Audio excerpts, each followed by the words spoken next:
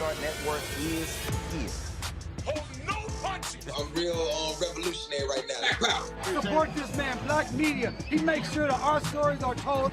Thank you for being the voice of Black America, Roland. Stay black. I love y'all. All momentum we have now, we have to keep this going. The video looks phenomenal. See, there's a difference between Black Star Network and Black-owned media and something like CNN. You can't be Black-owned media and be scared. It's time to be smart. Bring your eyeballs home. You dig?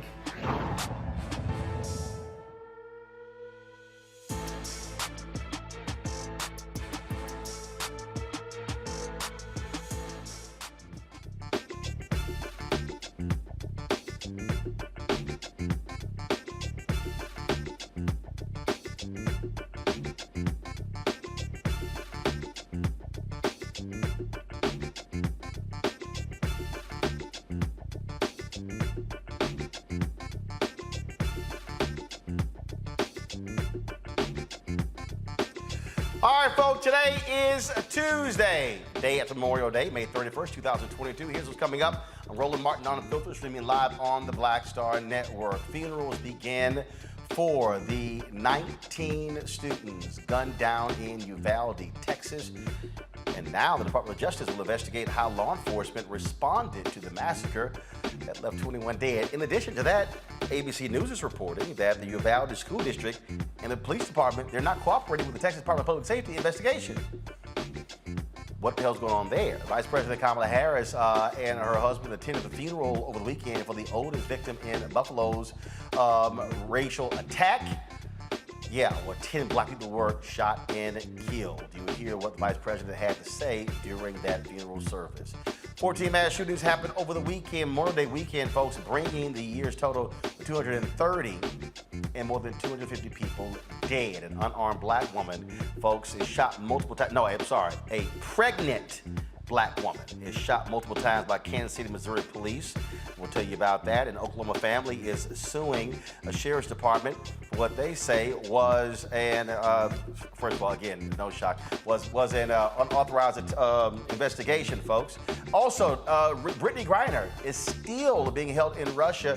Folks are calling for her release and want others to sign an actual petition. Plus, a report shows just how much Twitter hate was targeting Vice President Kamala Harris. We'll talk to the founder and CEO of Sentinel, who conducted the research. A Portsmouth, Virginia councilwoman goes off in a council meeting after the unexpected firing of the city's city manager. We'll show you the video, hear from her, and they also are having the city council meeting tonight to hire a new city manager. And in today's Marketplace segment, a Tennessee grocery store is helping to stop hunger to Black Lives Matter grocery store. Folks, it's time to bring the funk. I'm Roland Martin Unfiltered with Black Star Network. Let's go.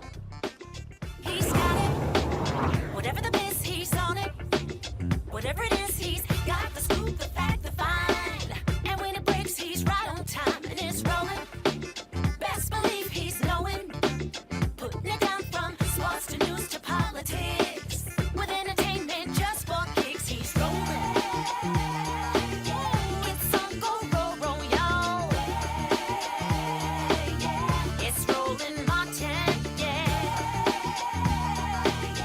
Rolling with rolling now. He's funk, he's fresh, he's real, the best, you know he's rolling Martin now.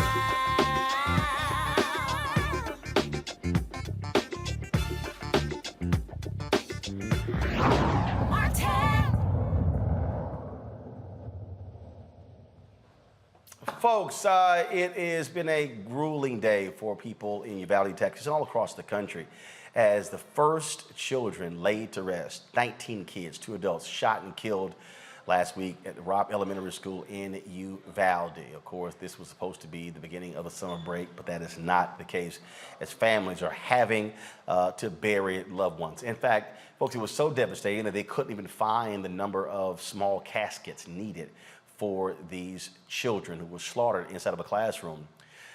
Man, talk about so sad, so shameful. The families of 10-year-old Amiria Jo Garza and Mandy Rodriguez, folks, gathered to say their goodbyes to the elementary school students. More funerals are set to take place over the next few weeks. Sunday, The Justice Department said it plans to review Uvalde's police response to the school shooting. Department spokesman Anthony Coley says the review will be fair, impartial, and independent. The findings will be made public. Now, what's also strange, folks, is now ABC News is reporting that the Uvalde School District, the police department, and the city, they're not cooperating with the Texas Department of Public Safety. Now, Texas DPS, they're conducting their own investigation. So why is the city police department and the school district not cooperating with the state? This is crazy. Absolutely crazy. Now, when did they stop cooperating? Oh, after the DPS spokesman on Friday said that protocol was not followed by going into the school. Now all of a sudden they say, oh, that's it. We're not talking to y'all. Talk about accountability, huh? Yeah. A DOJ investigation was prompted after viral footage showing parents pleading and arguing with law enforcement outside of Robb Elementary during last week's deadly massacre, folks. This is still, it's been stunning, and the fallout has been just unbelievably crazy as well. Now, remember, last week you had all these Texas folks like Senator Ted Cruz standing up, talking about, oh, how sad this is, and how we must have our thoughts and prayers. Then, of course, he had no problem going to the National Rifle Association convention in Houston and actually saying this. The elites who dominate our culture tell us that firearms lie at the root of the problem. By elites, I refer to some of the most powerful politicians and their allies in the media, the leaders of the largest corporations and many of the most famous celebrities, and those who echo and amplify them. Their resources are limitless. Their megaphone is enormous, and their voice can be deafening.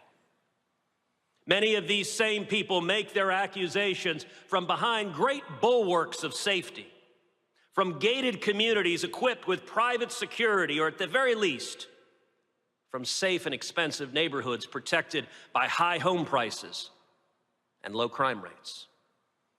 Such people can afford an indulgent ideology. Now, it was hilarious watching him talk about the elites. Oh, let's say you went to Harvard, your wife has made millions at Goldman Sachs. You're the elite. That's what you are. You are the elite, Ted Cruz. But then, folks, the folks at the Good Liars released this video here that, let's just say, was quite fulfilling. Now, you know the NRA banned lots of different people from the convention, but they happened to actually get in. And if you want to see how you shame these idiots, and the people in the room were totally confused by what happened, all you gotta do is watch this. And that's all I have to say. Thank you.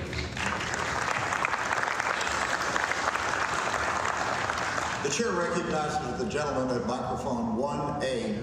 Thank you. My name is Jason Selvig, and I'm from West Palm Beach, Florida. And I would like to say that I am sick and tired of the left-wing media, and frankly, people in this room today spreading misinformation about Wayne LaPierre. Whenever there's a mass shooting, they all say that Wayne LaPierre isn't doing enough to stop these mass shootings, and even implying that Wayne LaPierre has played a part in making it easier for these shooters to get guns, to get weapons. You heard it after Las Vegas. You heard it after Pulse nightclub in Orlando. You heard it after Columbine. You heard it after Parkland. You heard it after Virginia Tech. You heard it after Sandy Hook. You heard it after El Paso. You heard it after Buffalo. You kept hearing that Wayne LaPierre isn't doing enough. And frankly, that's not true. The NRA, under Wayne LaPierre's leadership, has provided thoughts and prayers to the victims and their families. And maybe these mass shootings would stop happening if we all thought a little bit more and we prayed a little bit more. So I'm asking everyone in this room to think, to pray, Give your thoughts and your prayers and your thoughts and your prayers and your prayers and your thoughts. And if we give enough of these thoughts and these prayers, these mass shootings will stop. So I want to thank you, Wayne LaPierre, for all your thoughts and all your prayers. Thank you.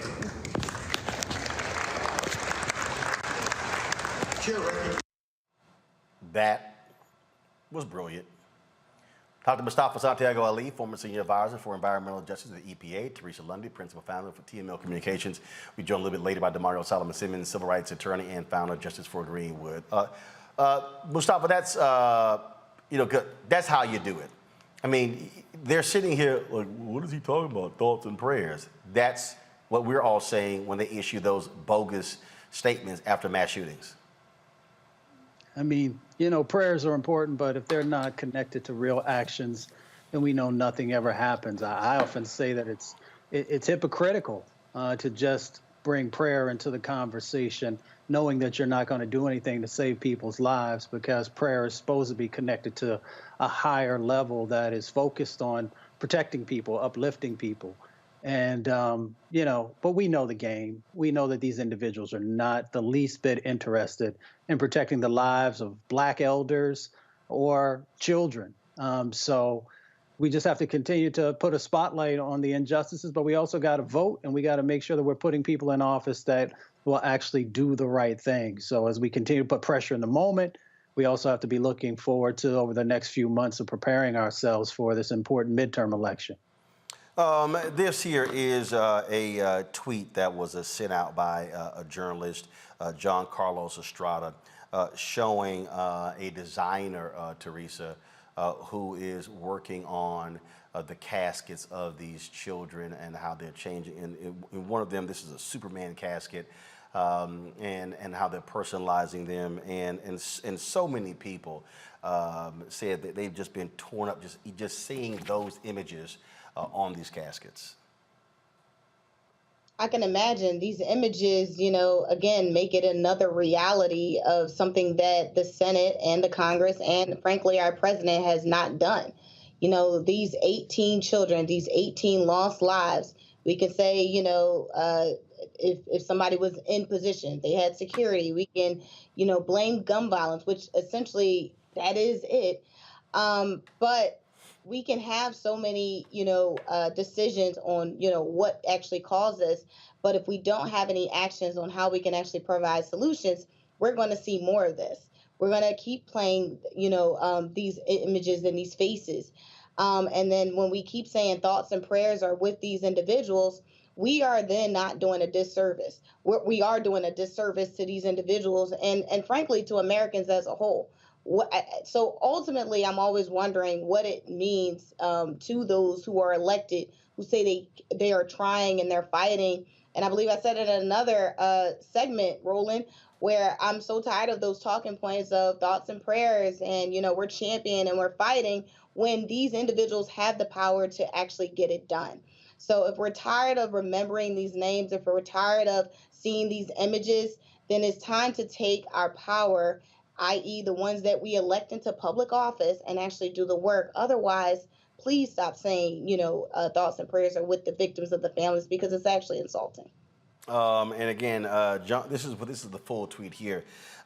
Meet the Texas man who's making customized caskets for each of the 19 young victims and 2 teachers from the school shooting in Uvalde. Trey Ganem visited with the families last week, so each casket is personalized to include each child's interest. And the company is Soul Shine Industries. And so, again, we're seeing these type of reactions, and the thing that is still unbelievable to me is to watch how gutless some of these folks are with their decision making. But also, I do think it's important that we have to also challenge in terms of leadership. So President Joe Biden said, look, it's the role of Congress to do what they need to do. But Teresa, Sunday, the White House didn't make any effort to put any people out on the Sunday shows saying it's a job of Congress. No, this is where you use the bully pulpit. What the hell are they doing? I literally don't understand the rationale why they're not leaning in on the need for greater gun safety. I agree, and it's almost like the White House is making it a state issue, and saying that, hey, look, we're going to put this responsibility on someone else. Let's just be honest here. President Joe Biden has dealt with this situation long before he became president. He's dealt with Sandy Hook. He's dealt with Columbine. He's dealt with so many other mass shootings, and also with the gun race. And so it's like, again, we have to look at the track record of these leaders who are saying, when I get in, I am going to do X, Y, and Z. And then now when you're at the top and you can actually push these individuals the way you've pushed other legislation, it's not happening. So ultimately, the American people are left with an undecided leadership panel that is trying to figure out what are the next steps. And ultimately, it looks like it's stemming for, state officials to actually have to take it into their hands and put their own laws into place. And so we're getting to a point where chaos is starting to start and stop from the White House podium. And again, it's all about communication. And it seems like, when tragedy happens, the first things that are coming out of their mouths is thoughts and prayers, but no action. And people are just tired of it. I personally am tired of it. I don't know what the hell the White House is thinking. This is when they should be even more aggressive in driving this. And I'll be honest with you, Mustafa, they've been pathetic even after the Senate blocked the domestic terrorism bill that was passed in the House after the shooting in Buffalo. I'm like, what the hell are y'all doing? How is this not a major issue? How is Biden not slamming Republicans for standing in the way? 10 black people gunned down in Buffalo, and the House immediately passes a bill the following week. Oh, and all for all these other people out here who run their mouths, oh my God, the Asians got a bill. Let me say it again. Let me say it again for you ADOS FBA B1 people who listen to idiots tweet stuff with no knowledge and information. The week after the Buffalo shooting, Congressman Jamal Bowman, black, put up a bill that was a bill dealing with domestic terrorism and white supremacy. So for all y'all yelling, oh, where the black bill, where the black bill? That was the bill. House passed it. One Republican voted for it. Uvalde happens. Goes to the Senate. The Senate blocks it because they don't want any conversation dealing with guns. White House, Biden, Harris, Garland, where y'all at? This to me makes no sense. I mean, it should be an all-out approach. Like you said, all of the folks who are part of the cabinet should be constantly being on every media platform that they can to continue to keep the spotlight on this. The president also, if he calls a press conference every evening, the majority of folks are going to show up. The majority of the media is going to show up to see what he's talking about. Each night, he could be highlighting one of the folks who lost their lives, really making sure to humanize it for the rest of the country, and then tying it to the fact that the Senate is not moving forward on, any type of possible changes or putting any type of things in place that actually will help to protect people's lives. He has that bully pulpit that you referenced before if he wants to use it. The question becomes, who are you afraid that if you continue to bring this issue up, that they're not going to appreciate it or they're not going to show up for you? I don't know if it's that mythical voter that they continue to try and get, or if there are other things that are in place. I do understand, and I know the numbers of how much the NRA is providing to a number of folks who are in the Senate and in the House. So, there's all these different dynamics that the president could, he could balance that out by making sure that he's putting folks' faces and their lives forward and helping folks understand why we have to move forward now in this moment. I mean, you got 321 people who die every day in this country from guns. So he has all the information that he needs. He has the power to actually keep a spotlight on these issues. I hope that moving forward, he'll actually do that. Teresa, this is the story that came out on NBC News. Inside a Biden White House adrift. And it says, amid a rolling series of calamities and sinking approval ratings, the president's feeling lately is that he just can't catch a break, and that angst is rippling through his party. And it goes on to talk about how that he's upset that more Democrats are not supporting him in terms of going on television. That's your job. You have the greatest bully pulpit in America. You have an entire White House communications team. What the hell are they doing? You know, and I'm going through this here, and like perfect example. Okay, we get an email today, and they offer up 2 African Americans to talk about black people in the economy, and I'm like, that's today's message. Now, and let me be real clear. Again, this is for all the dumbass ADOS, FBA, B1 people. Oh my goodness, really about trying to work for the president. No, I'm not. I ain't never want to work for any politician in a campaign or in elected office, so all y'all can kiss my ass. I got a job. I hire people. I'm good. I don't want a job. I'm a CEO. I'm an owner. I'm not interested in working for somebody else, and it's a pay cut. Now, this is what I don't understand, and this is just me. Now, y'all tell me, you know, Mustafa, you worked in the administration. Teresa, you work with elected officials. But y'all tell me if I sound like I'm crazy. Monday, Tuesday, Wednesday, Thursday, Friday happens every week. I would think you sort of have a strategy as to what are we messaging today? What are we communicating today? What are we focusing on today? I would think after Buffalo, after Uvalde,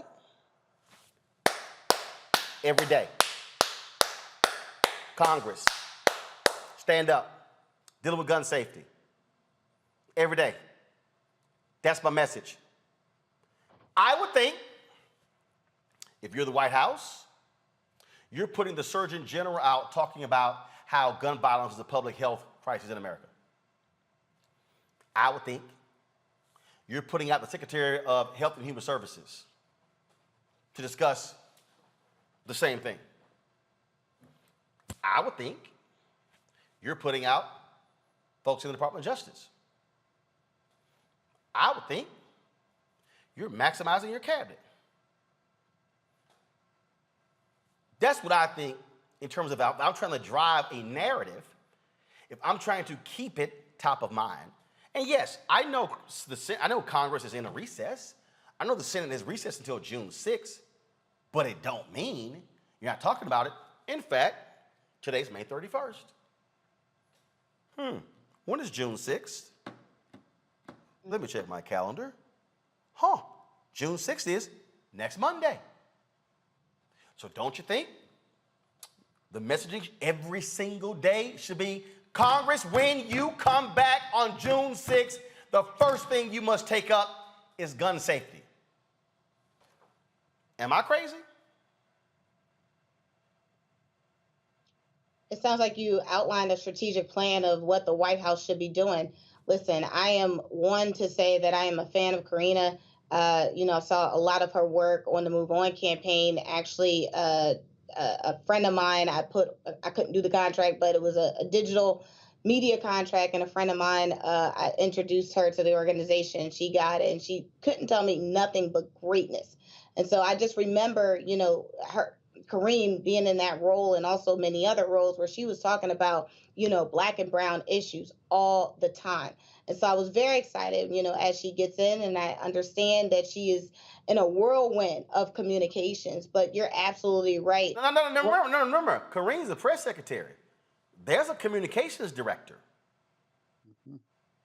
Yes, there is a communications director that presents the strategy. Ultimately, the press secretary also has to be in correlation, lockstep with the. No, I agree.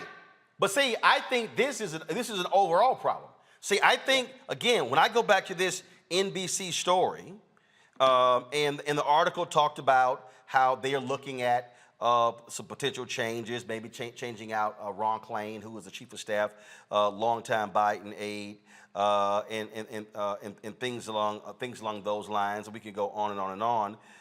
Again, I'm just, because understanding how the White House works, you got chief of staff, you have deputy chiefs of staffs, and then you have the people who are underneath them.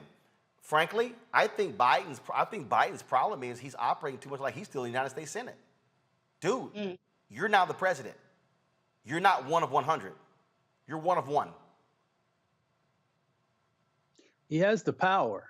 You know, the question is, are you going to utilize the power to actually push to make change happen? You also sometimes got to lean in because there's a whole bunch of decisions that are being made, you know, above the press secretary or the director of communications that are framing out the direction that folks think that they should move in. So there's a whole lot of people who have responsibility for either the set of actions or the lack of set of actions around this. I mean, to not bring forward those individuals that were mentioned earlier, and to make sure that for those parents who have lost children over the years to gun violence, that they're not also right there next to those secretaries and administrators who are sharing the steps that they are taking, the statistics. It is a missed opportunity to keep not only the spotlight, but to force people to understand that, one, this issue is not going away unless we put these even basic common sense steps in place, you know, to keep a spotlight on this conversation that is happening that's supposed to be bipartisan, to make sure that people know. If you got the members who are back home, and you know, for me, I just deal with common sense stuff. I would be making sure that I was putting forward the senators who are back home, where their offices are, and encouraging people to engage in this democracy by visiting those offices and sharing with them, you know, what your sets of expectations are. And the reason that I would anchor that is because in the polling, the majority of Americans say that they want reform in this area, that they actually want action. So if the American people are asking for it and you are not pushing with all of your might and all of the tools that you have, then it's a missed opportunity to actually make sure that we are honoring those lives that were lost, and to make sure that future lives, that we minimize as much as possible those lives being taken. And if you're not doing that, as far as I'm concerned, you know, that anybody who is not doing everything in their ability is a part of the problem. Well, I mean, Teresa, I'm just confused. I'm sitting here, and again, I'm looking at this NBC story. Please go to it. They said the president has also told aides he doesn't think enough Democrats go on television to defend him. Okay, this is where Teresa, I'm just still confused. I'm confused. If you don't think Democrats are going on television to defend you about the economy, don't you have a Secretary of Commerce? Don't you have a Secretary of Labor? You've got a White House Council of Economic Advisors. And I don't know why Dr. Cecilia Rouse is brilliant. I've had her on this show a couple times. I don't know what. When she was in the Obama administration, they barely put her on. Why in the hell you aren't sending your economic people out there? Why are you Biden? Why are you waiting on Democrats to defend you on television when you can put your own people on television? I'm like, yeah. This ain't this. I'm just trying to understand. So part of it is what I'm thinking is, do the people that is in his administration actually believe the economy is going in the right direction? And, you know, if those are sitting, you know, there are employees that work for every CEO, and if that CEO is not doing the job that they said they were going to do and provide for them, then absolutely they're not coming out front saying this is the best place to work. But you're absolutely right. When we talk about, you know, Biden's strategic message to the public and what the communications team should be doing, then yeah, your in-house folks should have those talking points. They should be circulated, and they should be telling the story of what is actually happening, not fluffed or, you know, perpetrated on something else, or, oh yeah, this is what we're going to do down the line. listen, we have seen some very important people in this administration moving on to other things because they are seeing the ball drop. And what Biden and his strategic team needs to do is to rethink. They need to take a step back and also refresh their development tools. So what does that mean? That means putting strategists in the room and actually getting something out of it. No more sitting in meetings with no notepads, no more, non-recorders. Let's get this thing on record and put some pen into paper in order to fix this country. Because what we are seeing right now is an unfortunate divide where, not only the presidency is almost in disarray, but we are also struggling, and the GOP seems like they are winning. And so, we're still talking about inflation. I think we've talked about Ukraine and Russia's war, for the past 3 months, right? And again, there was so many other things that are happening, and now we're getting back to what's happening. Now we're back to the social issues that are happening here in America. And people are like, okay, I know we did this across seas, but now what are we doing here at home? And now that focus is here, we're looking for answers. And I'm not sure if the presidency right now is actually handling the message in the right way. DeMario, here's a perfect example. 8 hours ago, the DNC War Room Twitter account tweeted this out. President Biden is not only leading our nation through a historic economic recovery with unemployment below 4%, but he has a plan to fight inflation and lower costs for families. Republican lawmakers don't have a plan and are rooting against families. And what they did is they tweeted out an opinion piece that is actually in the Wall Street Journal. Joe Biden, my plan for fighting inflation. Okay, so let's just start right there. Okay, let's just start right there. Okay, and so this is dated May 30th, 2022. 5:15 p.m. Eastern Standard Time. Okay, so let's start right there. You're putting an opinion piece in the Wall Street Journal that's owned by Rupert Murdoch. How many everyday, low-wage, working-class people read the Wall Street Journal?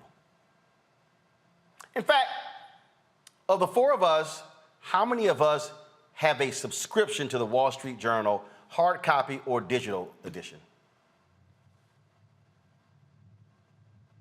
That's 2 out of 4. Okay? Now, here's what I don't understand, DeMario. If I'm the president, I can literally call a news conference at any time. I could walk into the room and say, schedule it. In fact, I don't even have to say schedule it. Just show up. I can walk into the press room. If I'm Joe Biden, if I'm President Joe Biden, I'm not writing an opinion piece saying, here's my plan for fighting inflation. I'm going before the cameras and saying it. And laying it out. If I'm Joe Biden, if I'm President Joe Biden, I'm literally saying I'm gonna hit 8 to 10 cities in the next month holding town halls with parents and workers and discussing my plan to beat inflation. What I'm not gonna do is have folks whine in an article to NBC or to Politico or to Axios or to anybody else about my plan to fight inflation. That's what I'm gonna sit here and do. How about you? Does that sound crazy? Listen, I'll just answer the whole question by saying yesterday I took my mom out to go grocery shopping, and everything was much higher than it's been in the last couple of months. And then we went to go fill up my tank. It cost $70. Now I'm fortunate enough I can fill my tank up, and I can do that. But it really struck me that if someone was making $10 an hour, they would have to work 8 hours just to be able to fill that tank up. Work a full day for one tank of gas. That's the issue, Roland, and what you're saying makes perfect sense. That this needs to be dealt with not as some elite Wall Street Journal newspaper op-ed, but tangible. What am I doing? Not what am I going to do? Not that I have a plan. People don't care if you have a plan. People want relief. People see $40 billion, $50 billion going over to Ukraine, and they're saying, wait a minute. The stuff I was paying for, I was paying gas for $2.50. Now it's $5, $6, $7. But we have $50 billion that we can send overseas. That's the issue. That's the problem. And I agree with you 100%. Mr. President Biden could go anywhere, and it's a news story. He could get out on the road. That's one of the most effective things that Trump did. He got out among his base. He kept them fired up. He kept them engaged. He kept them in the know of what he was thinking and what he was doing. And we're just not seeing that with this presidency. And again, you have the greatest bully pulpit in the country, Mustafa. You can literally talk at any time. And I just don't want to, I don't understand the whining and complaining. And I'm telling you right now, and all I'm seeing, and ain't that many black people in the room, but all I'm seeing are a whole bunch of people, we don't know what's going on, we don't understand, we don't know what's happening, why we can't. Because y'all got folk who don't know how to communicate. As Joe Master says, you got to put it where the ghost can get it. You got to walk folk through it. You got to actually say it. You got to say it in real time. And so I just, again, to me, this ain't that damn hard. It's really not. He's got to remember he's Joe from Scranton. Remember when we were in the campaign, he continually remind folks of that he understood, everyday folks' values. He'd been there. So you can't lose that. We often end up we're surrounded by individuals who've never spent any time with real people. Don't understand what it's like to have to make a decision about putting food on the table or keeping the electricity on. Those are the important conversations. So you got to bring it back to the people. And as we said, you got to actually be out there with folks, and you got to utilize these various tools that you have in place where people are going to come. Folks want to hear from the president. One of the reasons that they elected him is because he brought hope back to the conversation, and he also grounded it in a set of actions that he was going to do. So you can't lose that, especially in this moment. You get an opportunity to educate folks on what your set of actions are, what they're going to look like, and how it can make their lives better. You can have real talk with people about the challenges that they're currently dealing with. And you can also make sure that people understand that here are the things you want to do. Here are the impediments that we're currently facing on Capitol Hill, to make sure that you are framing the conversation in a truthful way, in an authentic way, so people understand why they have a role to play in this moment and moving forward. And if you don't do that, you can't rely on the Lincoln Project to get your message out and to make sure that you get reelected. When you do that, you set yourself up. And again, he's just got to make sure that, one, he's surrounding himself with people who've actually spent time with everyday folks, and that he is the one who's framing out the direction moving forward, and be okay with folks wanting to have some deeper conversations with you. If you're not willing to do that, it's going to be a real tough road for the country moving forward. If you are willing to do that, then I think it puts you back on the track of a winning formula to get the country moving in the right direction. I'm going to share some more words on this when we come back from this break, because, folks, we have to understand literally what is at stake. It is the last day of May. June, July, August, September, October, November. 6 months to Election Day. And trust me, the folk on the other side are crazy and deranged, but what I keep saying is that they are hyper-focused on turnout. I'll break it down further when we come back. Roland Martin Unfiltered, the Black Star Network.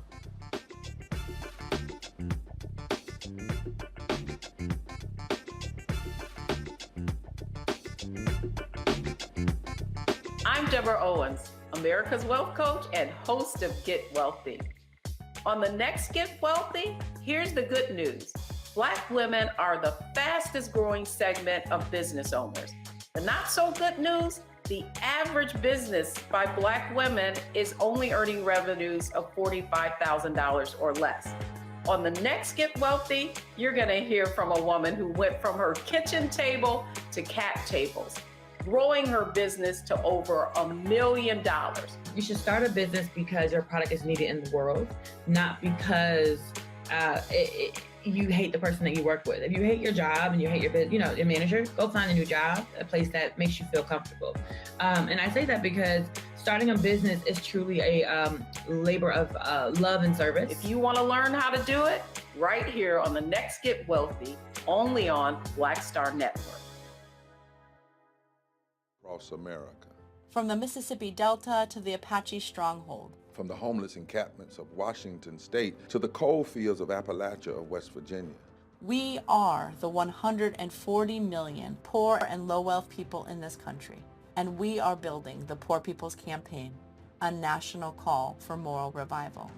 On June 18th, ahead of this year's midterm elections, while the Congress is still in session, we will hold a mass poor people's and low-wage workers assembly and moral march on Washington to arrest the attention of the nation, to put a face and a voice on poverty and low wages in this country.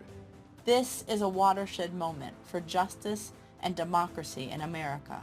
There are those who say that transformative change is impossible, but history teaches us that it is precisely in times like these that people must build a broad and deep movement from the bottom up. We must compel this nation to repent, to lament, and to see the realities that have been hidden for far too long. On June 18th, we will come together to lift the voices of the poor and low-wage workers who know that change is not only possible, it is essential for our survival. We will make the connections to show how systemic racism, poverty, ecological devastation, the denial of health care, the war economy, and the false moral narrative of religious nationalism and white supremacy are hurting us all. We will show the nation the faces of Americans who cannot afford to go back to normal. We will detail the policies that can move us toward a society that works for everyone. And we will pledge to go home and build power for transformative change in this year's election and for years to come. Because the question should have never been, how much will it cost to address poverty? The real question is, how much is it costing us not to? Somebody's been hurting our people. It's gone on far too long. And we won't be silent or unseen anymore. Join us in D.C. on June 18th. Build with us for a third reconstruction in America. Visit poorpeoplescampaign.org.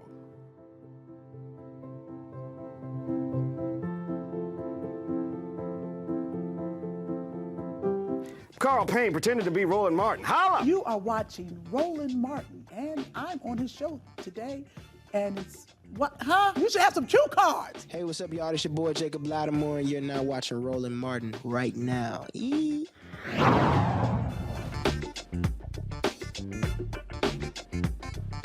Okay, folks. So let me just try to help this utterly confused White House and Democratic Party as they're trying to figure out what in the hell to say and do when it comes to the economy and what they've done. So President Biden is saying that look how we've gotten unemployment numbers so low. Very true. But as DeMario said, that means absolutely nothing when you're looking at the price of gas, the price of food, things along those lines. Now, let's walk through this here. So I was reading a piece over the weekend. Reverend Dr. William Barber sent this to me. And this is the headline: Can Beasley become North Carolina's first black U.S. Senator? 3 views on what she needs to do. Now, this is in the News and Observer. Now, this is something that Reverend Barber said in the piece that I believe is absolutely true. First of all, another person said that in the piece, you've got to talk to the other 65% of the electorate, not just the right wing of the Republican Party, as Trump tends to do. Reverend Barber says in the piece that 45% of North Carolinians are poor or low wealth, a share of the electorate that he said is, quote, the sleeping giant that needs to be awoken. In the piece, he says point blank that Sherry Beasley should run on guaranteeing workers a living wage, paid family leave, access to health care, and economic justice. He says, quote, if any candidate is afraid to say the word poor and can only say the word middle class, then that candidate will not deserve to win because they are willing to write off nearly half the state. That right there is one of President Biden's fundamental problems. Because see, what he does is he does what centrist Democrats have done for decades. The middle class, the middle class, the middle class, the middle class, the middle class. And I get it, but numbers don't lie. If Barber lays out that nearly half of all people in North Carolina are low-wage workers, you might want to talk to them.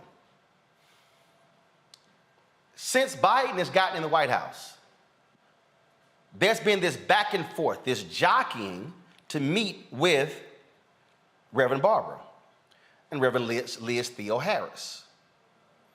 And the White House has been wanting to meet with Barber as well as Liz individually. Listen to what I just told y'all. They have been wanting to meet with them individually. But Reverend Barber and Reverend Liz Theo Harris, they constantly say that, no, we bring affected people with us. So if you want to meet with us, you got to meet with them. That's sort of like somebody saying, you know what, I don't want to meet with Mustafa's group. Let me just meet with Mustafa. And so therefore, if I only meet with Mustafa, then I can say I met with Mustafa's group. And he's like, no, no, no, no. My group wasn't there. You just met with me. See, y'all, where Biden and the White House and the Democrats are totally ignoring this reality is that if you talking to the people out there who ain't voting and you saying to them, this is what I'm going to do, you're going to stay in a better shot of turning them out than turning somebody over here who can afford a Tesla. Y'all, this really ain't that hard. The Poor People's Campaign, their mass march is June 18th. I'm sorry, 18 days. If you're the White House, you know what the smartest thing to do? The smartest thing if you're the White House is to say, on the week of June 13th through the 19th, we're going to hold a White House summit on poor and low-wage workers. And if you Biden and you got your plan to address inflation, that's where you talk about it. I'm just saying, kind of makes sense. I'm just saying that when you run around touting, and I told y'all this before, he goes to North Carolina A&T, and he's touting all this money they gave HBCUs, but he talks in general. He gives the whole number. Anybody know how a good preacher does that thing? You don't just talk about stuff in broad terms, you get specific. If you Biden and you gave money to North Carolina A&T, and you gave money to St. Augustine, and you gave money to Winston-Salem State, and you just start name dropping, y'all got money, y'all got money, y'all got money. You don't say, my administration, we've given $6.8 billion in the last two bills to historically black colleges, universities, and minority-serving institutions. No! I showed y'all the numbers. Alabama colleges have gotten more money than anybody else. Joe, go to Alabama. Florida A&M has gotten a whole lot of money. Go to Florida. Like, I literally do not understand what their thinking is if you're talking about the economy. You've got to engage the people. The White House loves talking about, oh, Biden, his empathy. Empathy is not going to feed you. But if you are laying out our food program, if you laying out what's happening, here's what they are doing, and I'll bring the panel in a second. This is what they're doing. Y'all, they are playing a Washington, D.C. game. And the country don't all live in D.C. and New York.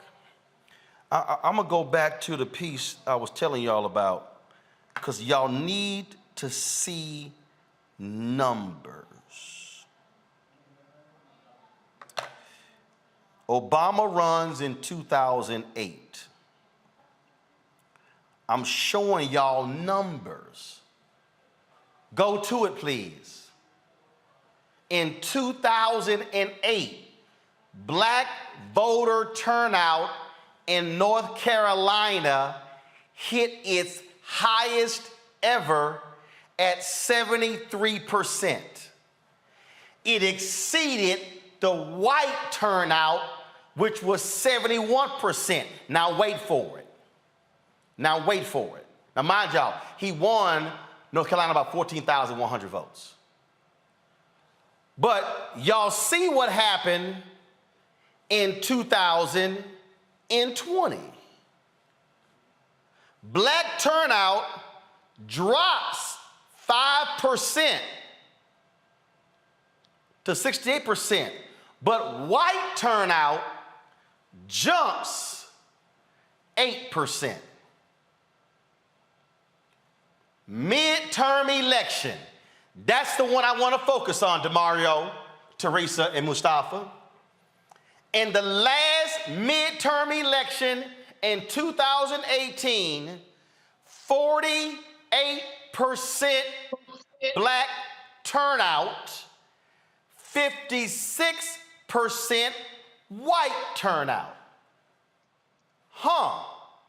So 2008, 73% of black people turn out for Obama. A 25% drop in the 2018 midterm. But check this out. 71% white in 2008.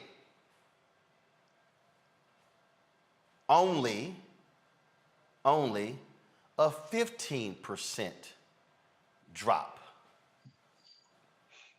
So Biden, DNC chair Jamie Harrison, the head of the DSCC, the head of the DCCC, the head of Democratic Governors Association, the head of Priorities PAC, Emily's List, and all y'all Democrats and progressives who are spending money paying largely white consultants to tell you to run ads, and these are the same white consultants who are talking on background and off the record to Politico and Axios saying we gonna get killed. You gonna get killed, put it back up. You gonna get killed because of that number right there. You gonna get killed because it's gonna be a dramatic drop-off in the midterm elections. That's because you have not talked to the very people to explain to them why your policies matter. And I can tell you this here, that white turnout, these folks are hankering for Donald Trump. They gonna turn out. And if y'all sitting down, y'all 2 blocks away at 1600 Pennsylvania Avenue, I ain't got a problem with having a meeting. It's just 2 damn blocks. Y'all might want to have some regular folk have a conversation with them to explain to y'all what's going on. But if all y'all doing are whining and complaining to NBC News and all these other articles, all the other media outlets, y'all just gonna keep getting beat. Because right now, DeMario, Teresa, and Mustafa, they sound depressed. They sound, oh my God, the roof is falling in. Oh my God, we're gonna lose. Oh my God, it's just so awful. And that's because y'all keep trying to play or run a 1988 strategy in 2022. Teresa, you first. Yeah, it's clear that the strategies of the past are not focused on the future needs of the people.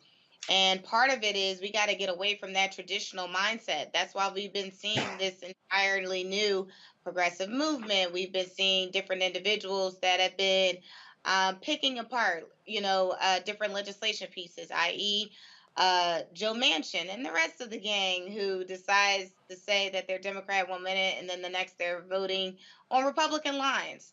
But also locally, we've been seeing a lot of these situations where we are having, incumbents leaving office with some of the help of those local leaders who's helped gentrify a certain area. I know this is not happening in Philadelphia, but it's happening in communities across states where the old way of thinking, when they were selling people's properties for less than $1, and now we're seeing other people of color being put out of their homes and their properties that they can't even build generational wealth. So with this type of thinking and not modernizing tools, not bringing in new advisors, not seeking new ideas or asking the right questions or doing the right polling, or just even in the lamest sense, just doing basic campaigning, basic door knocking, reaching the people where they are. It looks like Donald Trump, and the rest of his team decided to use 2021, really probably 2019 ideals, and that's how they actually got in. Because we got to move forward. I think each party has to realize what is working for the American people today. Because if they still think that the things that they're doing is working for is working to the day, they are sadly mistaken, and they are also making it very unfortunate for the next generation to have their wealth. And look, DeMario, I get an email from White House today asking us to do a couple of interviews. The email went out at 12:27. One of the interviews was at 1:30. I said, y'all, come on. I'm like, you gotta plan a little bit better than that if you're trying to drive a message for the day. So yeah, I just literally, I have no idea. I literally have no idea what the hell their strategy is, because I ain't heard nobody even articulate it. What's really sad about what we're talking about is that they're not putting forth a strategy, and they're probably going to get destroyed in the midterm. But that means real hell on our people. That means real pain on our people. That means real destruction of our neighborhoods and our lives. And that's why, as we talk about this, the more we talk about it tonight, it's really concerning and really disheartening, to be honest with you. Because I remember 2008 very well here in Tulsa. And I remember going to my polling place, which was St. Andrew's Baptist Church, where I had voted for, 15 years or so until I moved recently, and up until that point. And I remember seeing the lines literally down the street of people from my neighborhood who I had never seen vote, people I had never seen be involved with the political process, people I had never seen care anything about a politician, but they truly, I 100% believe their lives were going to get better with the election in 2008. And the reality of it is, as the numbers show that you showed in North Carolina, this happens all over the nation, things didn't get better for most Black people. And so as we have these conversations about, hey, you need to discuss more specifically of what you're doing, but more importantly than discussing it, which is important, How about actually doing specific things that improve the lives of Black and poor people? That is not happening under the President Biden administration. And sadly, it hasn't happened under any administration in my lifetime for the masses of Black people. But again, as Teresa said, when you go back to Trump and how the Republicans campaign, they understand their base. They say the things that their base wants to hear. It's racist, it's vulgar, it's disgusting, but that's what their base wants to hear. And guess what? They actually put forth legislation. They passed big tax cuts. They passed gun bills to make it easier to get gun law. They make it harder to vote. Those are the things that their base wants. But the Democrats get in, they don't talk about what they're going to do for their base, and then they don't, and they certainly don't do it. Well, remember those things. It's a lot easier to pass those things on the state level when you control the House, the Senate, the governor's mansion, and you have super majorities. No, I'm talking about even at the federal level. Let's look at let's look at the shooting last week. That tragic shooting of those young babies that was killed, slaughtered, 19 of them. Right. President Biden came off the plane. He's going to have his press conference. He comes off the plane. It was a very generic, broad, I can't believe this. We need them to do something. Take that difference, what Steve Kerr said at his press conference. How Steve Kerr had passion. How Steve Kerr specifically said, Mitch McConnell, you're trying to hold on to power because you care more about power than the lives of our children. You see what I'm talking about? You're talking about the specificity, talking about the understanding of how you speak to the base of people to move forward. And then on the Sunday talk shows, there's no one from the administration talking about this are the laws I'm going to pass. And guess what? Just like in Canada, Justin Trudeau signed legislation. I want to see President Biden, you know, I say this all the time, President Biden, sign an executive order saying I'm getting rid of the AR-15 and let the gun manufacturers sue him. Show some passion that you care about the lives of people that are dying each and every day. Yeah, but the lawyers, but that's where the White House lawyers will say you don't have that authority. And but he's the president. No. What I'm saying though, president. No, he can be the president, but that's where. But again, though, and that's the difference. But I mean, you think Trump is caring about? No. And that's my whole point.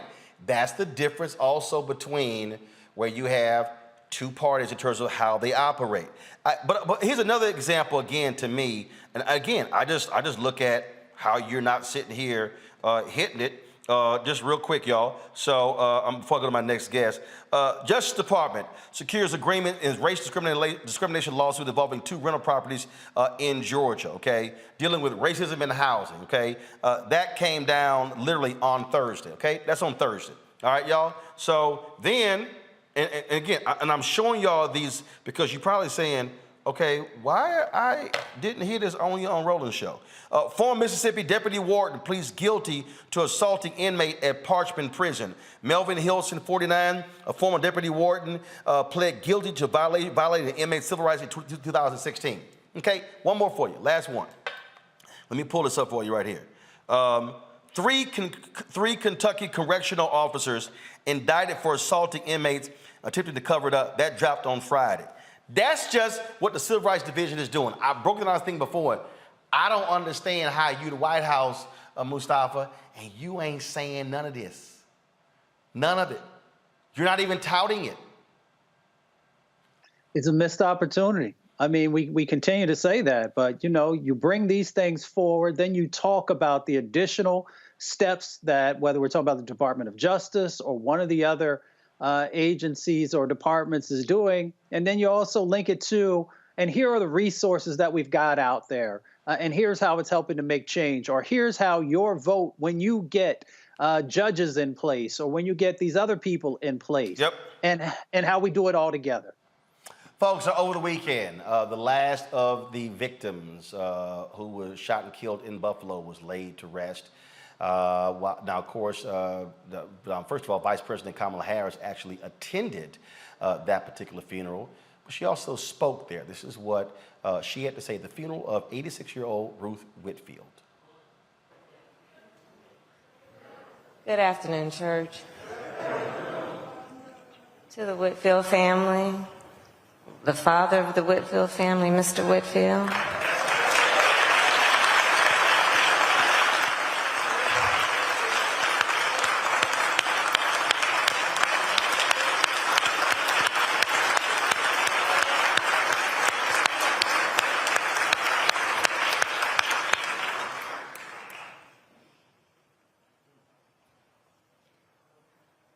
The pain that this family is feeling right now, and the 9 other families here in Buffalo, I cannot even begin to express our collective pain as a nation for what you are feeling in such an extreme way.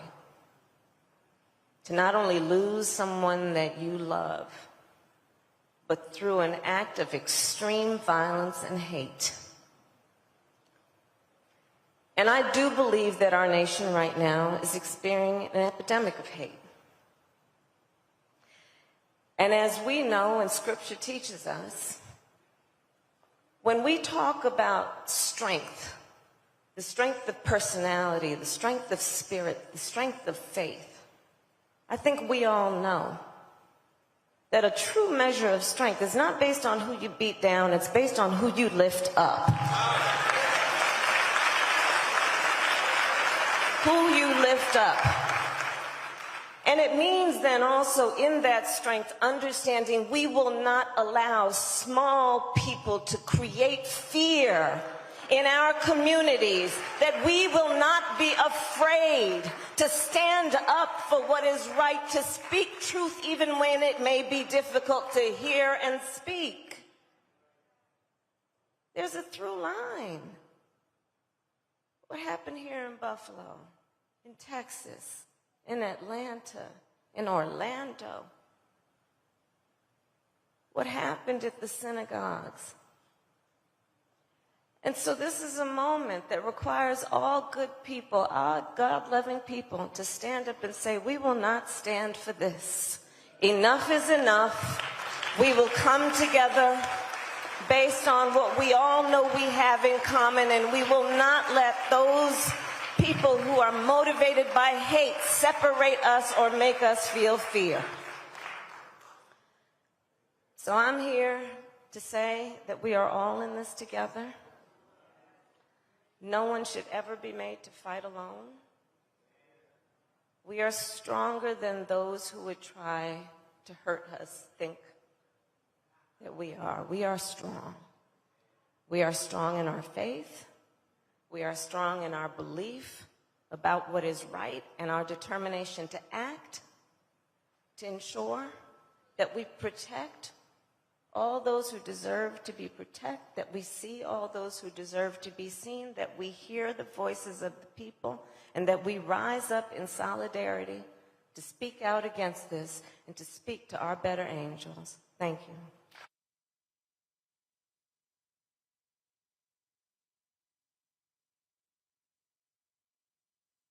All right. That was a strong speech, maybe because it wasn't written. In fact, she wasn't supposed to speak there. Reverend Sharpton asked her to come up and say a few words. White House, why don't you try that a little bit more often?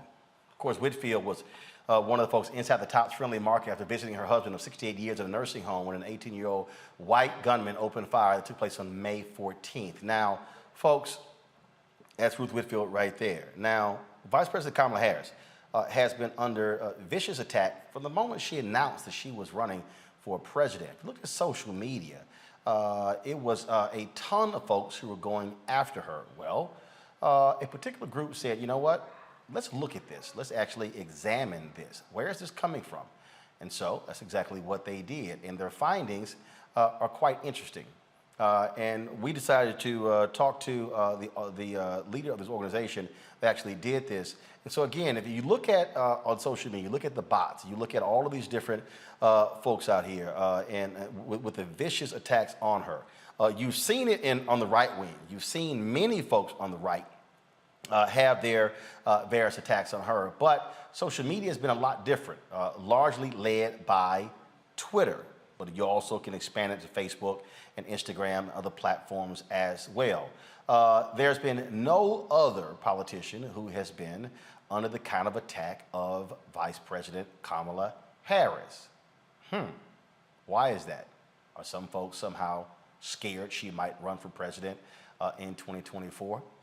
The folks at Bot Sentinel, released this report that lays out the lack of action taken against these racists. The company reported 40 tweets, but only 2 of the tweets were taken down for violating Twitter's policies. For the first 122 days of the year, there were more than 4,000 tweets harassing Vice President Harris. Christopher Boozy is the founder and CEO of Bot Sentinel, joins us from New Jersey. Christopher, walk folks through what this actually means when you have clearly identifiable tweets that violate a company's policy, but Twitter does not take any action. Hi, Roland. Thank you for having me. Yeah, what does it mean? It appears that Twitter just doesn't care about, targeted harassment, abuse, bigotry towards women of color, Black women. We did this study because last year we published a report on Meghan Markle, and it got a lot of attention, and a group of Black women came to us and said, "Hey, look, we see these attacks that's happening every day. It's getting worse in terms of Vice President Harris, and please do something. Look at it. Are we losing our minds? We are reporting these tweets. Nothing is getting removed. Twitter is not taking any action, and what's happening?" So what we did. We decided, hey, look, we're going to look at this. We're going to try to determine if Twitter's actually ignoring these reports. Is this really happening? Is it getting worse? So for your viewers, for the short of it, yes, all of the above. We started looking at this stuff. We reported it as if we were just average users, someone just using the platform, not having any type of relationship with Twitter. And we found the worst tweets, and we're talking about the most vile stuff that you can say about women or women of color, Black women. And we reported these tweets that are clearly violating their policies. And for the most part, more than half came back as, not violating their policies, meaning Twitter responded and said, no, these tweets are not violating our safety policies, just block the person. And the rest of the tweets were just ignored.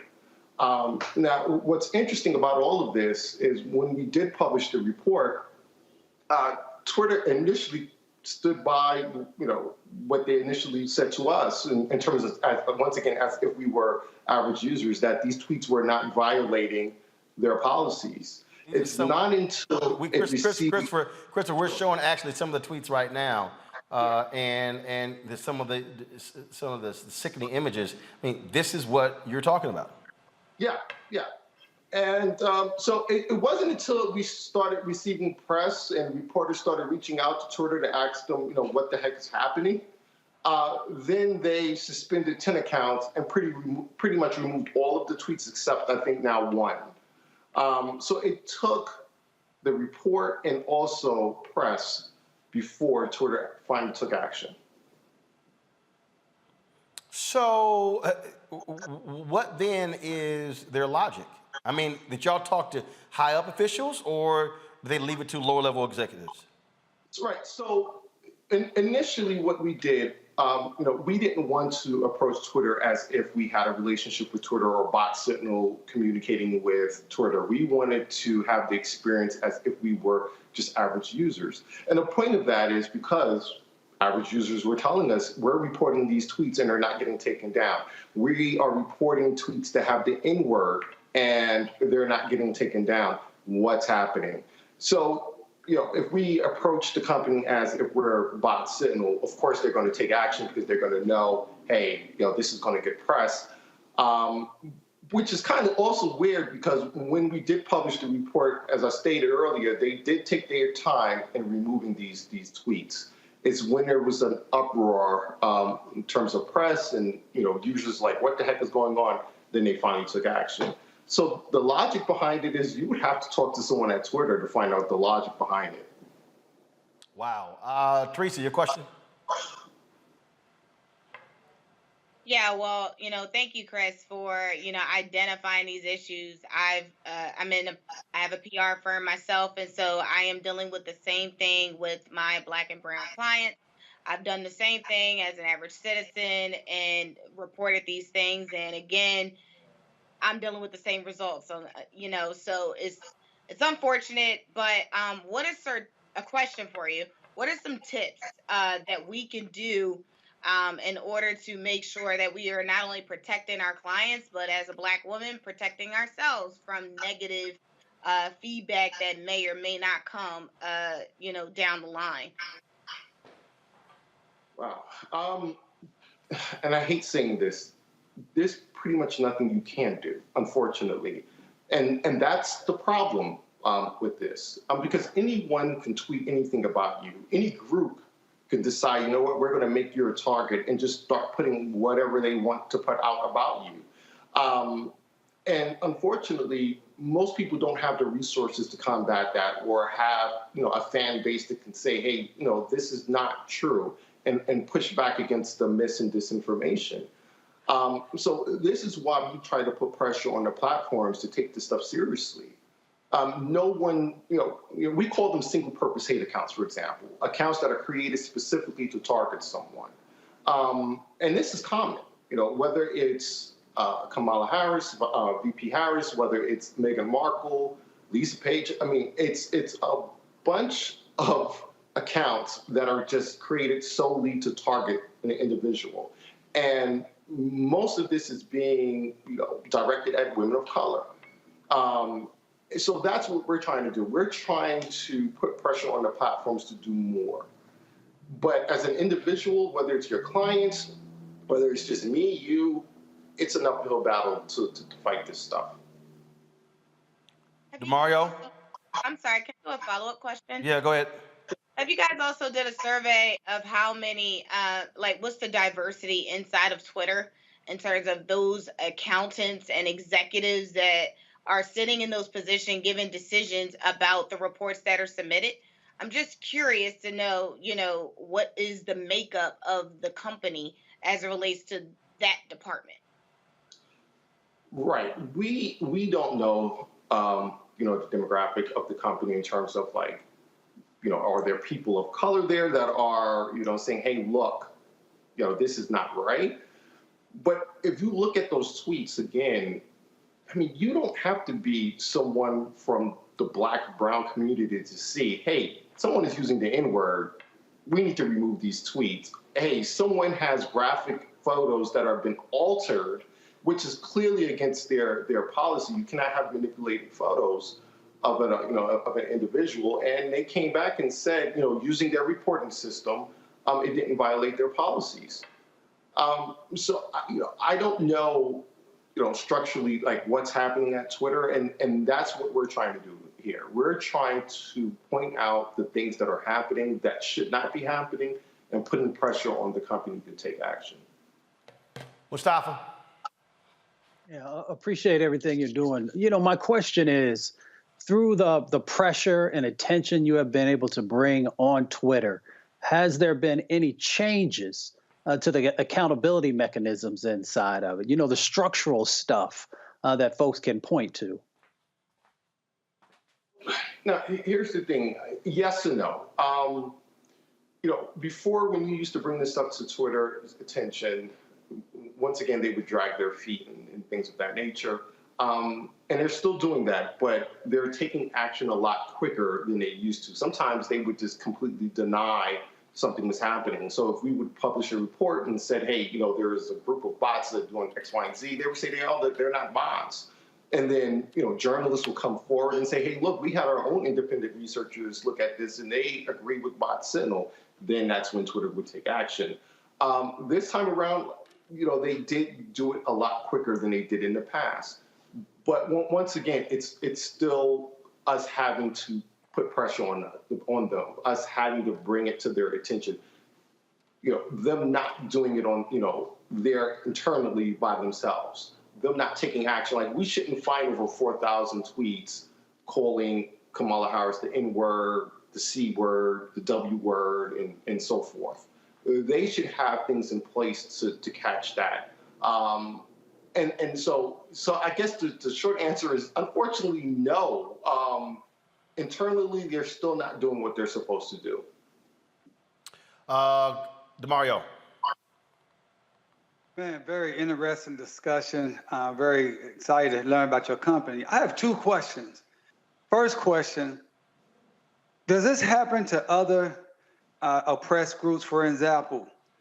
Can people say those type of things about our Jewish brothers and sisters, and Twitter just allow it to stay up as they were saying these things about VP Harris? Can they call people, the slur words that they call Jewish folks? Have you guys seen some comparison between how they allow that to be Black people to be attacked versus others? Right. So first thing, Black women on social media by far the most targeted. There's been numerous studies now on this, so that's one. But yes, Twitter does have a problem with, whether you're Jewish, whether you're part of the LGBTQ plus community, a woman, it doesn't matter. If you're not a white male, basically, you're being attacked on Twitter. And so, yeah, whether it's, yeah, sure. Go ahead. Well, what I mean is, I understand everyone being attacked, but once it comes to their attention, do they have the same level of apathy or, hey, there's nothing we can do about it, as it for Black women or Black people, if they have, like, if this was talking about Jews or, LGBTQ community? Got it. We don't have, any data, to be honest with you, to say, well, they act a bit quicker if it was maybe a Jewish person that's being attacked, or maybe it's, the LGBTQ plus community that's being attacked. But I can tell you, we have seen those attacks in the past. We have reported those attacks in the past, especially with the LGBTQ plus, and we've had the same type of outcome. But I couldn't say, definitively that it happens more with the Black community or the brown community versus the Jewish community or, whoever. Well, I'll tell you, as a civil rights attorney, I would be very interested, and maybe this is something your company could do, is actually do the research on once things are actually reported to Twitter. Because I can understand them saying, hey, well, it's equal opportunity. Everybody's being treated trashy on our platform. Okay, that's bad, but it's across the board. But what about once you become aware of the type of language and the type of hate that's being spewed to Black people, Black women in particular, versus other groups? It'd be very interesting to know what is the impact of that from Twitter from that point. That was my first point. So my second point is, I truly don't know what a bot is. Like, I've heard that forever. Can you explain that for people who are ignorant to what is a bot? Is this a person or is this actually a robot that's set up by a computer system? I truly don't know the difference. And that's another good question, because over time, it's actually gotten a bit confusing for people. So the technical term for a technical definition for a bot is a automated account that is being controlled by a piece of software. There are good bots and bad bots. There could be a bot on Twitter where you are, trying to get, news, and you may tweet at it to get the current news or a stock quote or, some movie advice, whatever. So those are good bots. And then there are bad bots that are created to sow discord, to pump out, the same message. Those are like the most rudimentary type of bots. They'll just post the same message over and over again. You may tweet a keyword and it'll just jump into your mentions and say, that's not true or something. Sometimes it's not even, the same type of, topic or context in terms of what you're tweeting about. It will just respond to you. And then there are more sophisticated type of bots that are controlled by artificial intelligence that can actually have a conversation with you. And this is all done behind the scenes with software. But we like to explain to people that, we like to call them inauthentic accounts, because bots are just a small percentage of what you're seeing on Twitter and other platforms. Now you're seeing the human-controlled accounts that are fake, that are created to once again sow discord. You have blackfishing accounts that are made to look like they're African American or whatever, and they're not. They're white guys someplace in Idaho or in Europe, tweeting out stuff to try to pretend as if they are Black to sow discord. So, if there's a shooting, for example, and a Black man was unfortunately killed, you have these fake accounts come in, well, he should have complied. And they're doing this as if they are African American. All right, Christopher, we surely appreciate it. Thank you so very much for joining us. Keep up the good work. Thank you for having me. I appreciate it. Folks, we've got some breaking news out of New Orleans. Tragedy on the campus of Xavier University. There was a high school graduation today, and all of a sudden a shooting broke out. 3 people shot at a high school graduation on the campus of Xavier. One grandmother shot, and she's dead. She's the mother of 6, grandmother of 15. NOLA.com actually posted this image right here of this grandmother at the graduation of her grandson.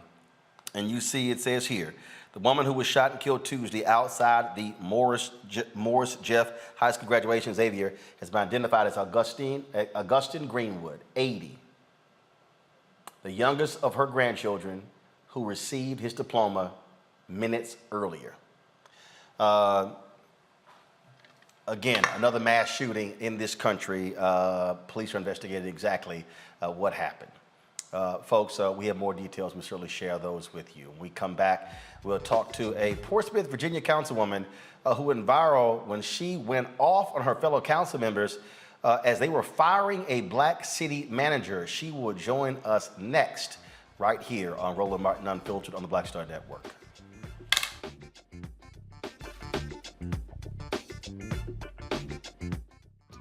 Next on A Balanced Life, we're talking everything from prayer to exercise to positive affirmations and everything that's needed to keep you strong and along your way. That's on a next A Balanced Life with me, Dr. Jackie, on Black Star Network.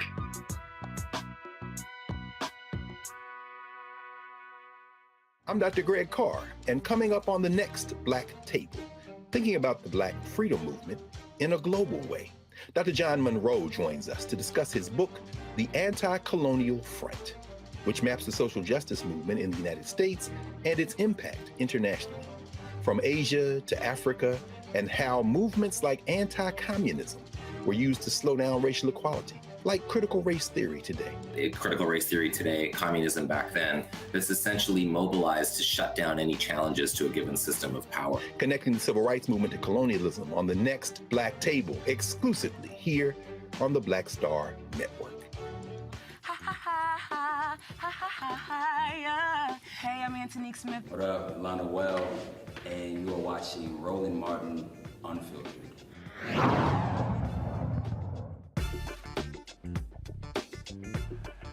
Activist Fannie Lou Hamer once said, "I'm sick and tired of being sick and tired." I think that applies to Portsmouth, Virginia Councilwoman Lisa Lucasberg, who last week was fed up with shenanigans taking place in that particular city. A clip of her cussing them out went viral. Here's, though, the full context of her statements. Yes. Councilwoman Lucasberg, ma'am, you have the floor. Thank you, Mayor.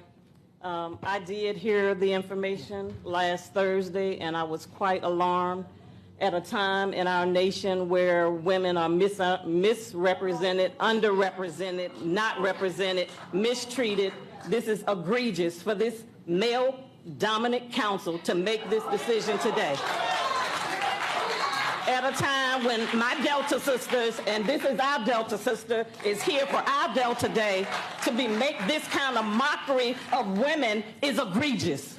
At a time in our nation when Ketanji Brown was confirmed by the Congress to be the highest ranking member in the Supreme Court, and this council chooses to degrade women, I'm pissed and I ain't gonna say it because you know I can say it, but I'm gonna be cool with it, but I'm pissed. I spoke with Woodard, and I spoke with Battle, and I asked them, had you heard this information? And they did not. They said they did not.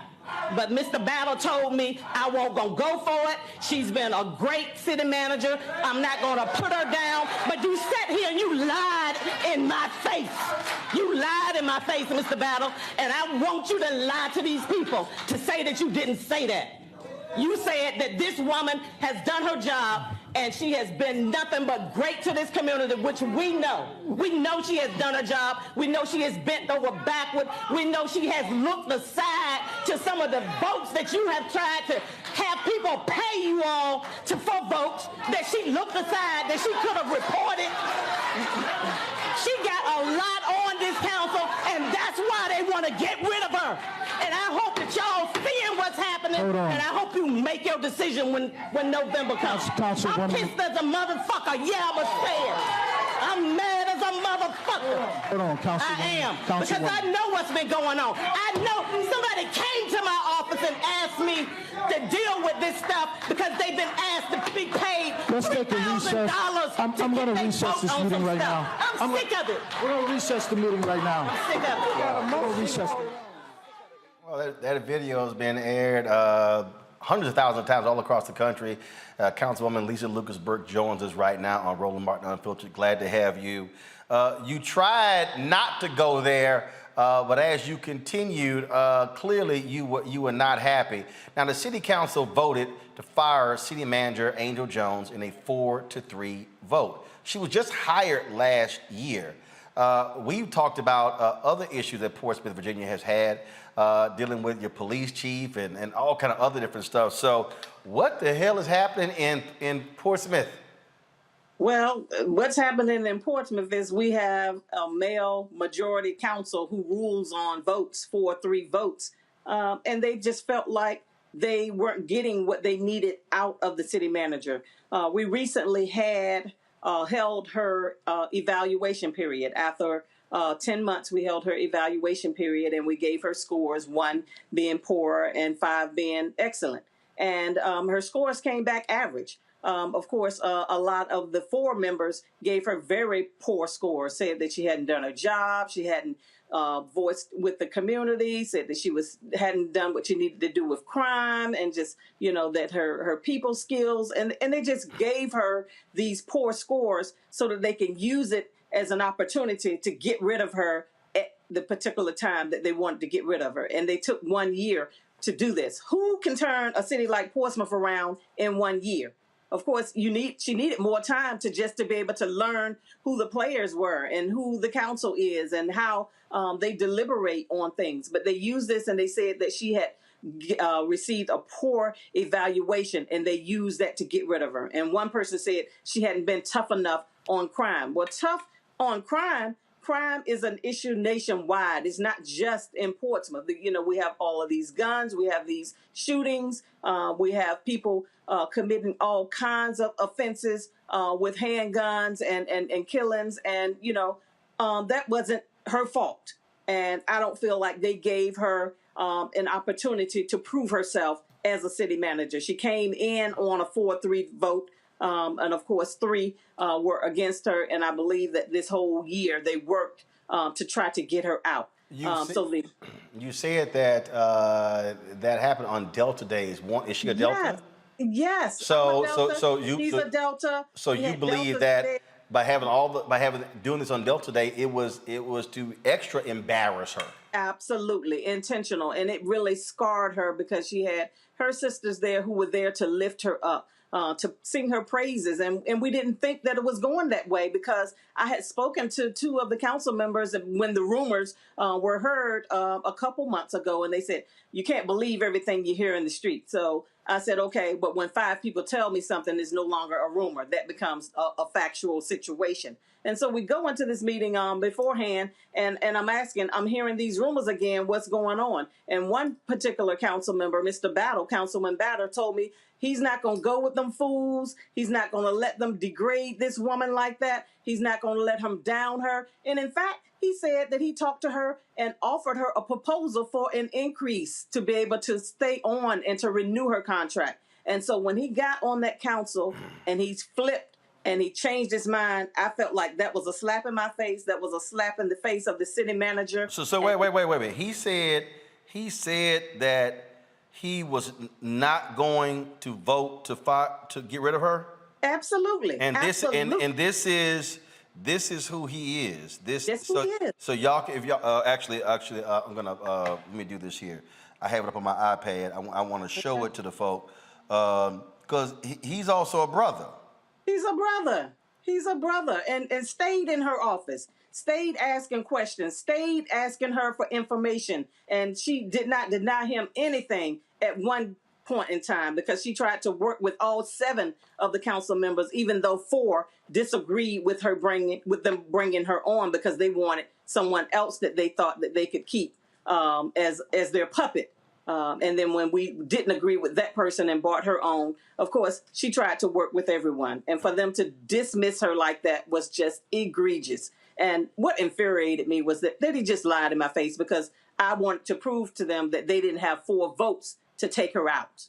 So you said that, and this is where so you said that he literally, that first of all, he literally told you he was not going to fire her. This is him right here. Absolutely. This is Paul J. Battle right here.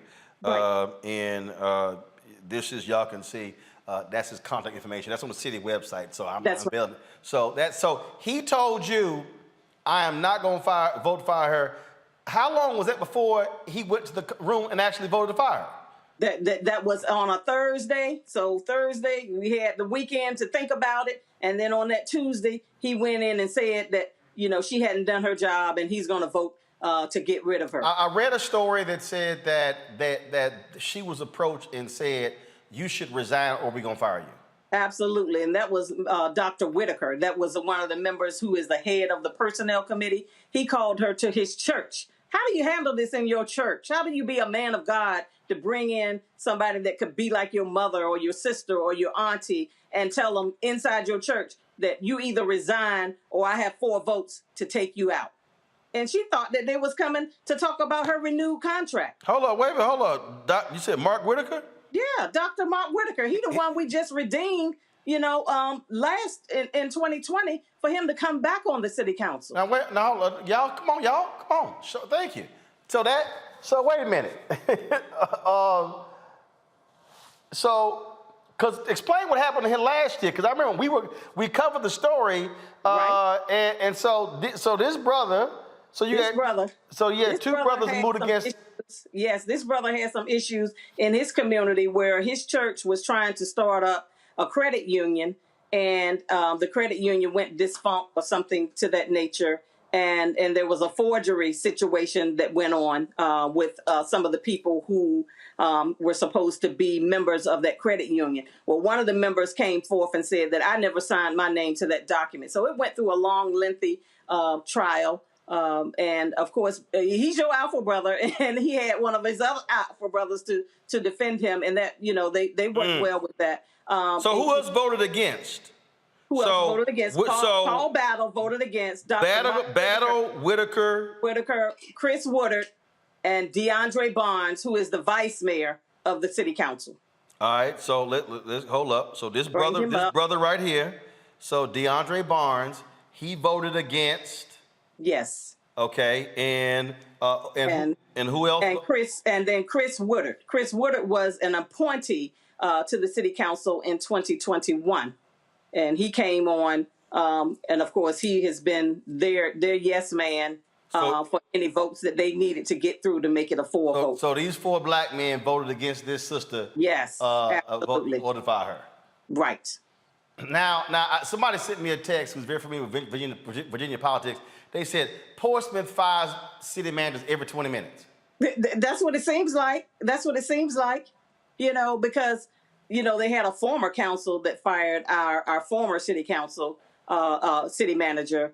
And then they brought on, had an interim in for, a while as a city manager. And then we went through a hiring process and then brought in the new city manager in January of 2021. And she's been here for 1 year, and not quite even 1 year. I mean, 1 year and shy of a couple days.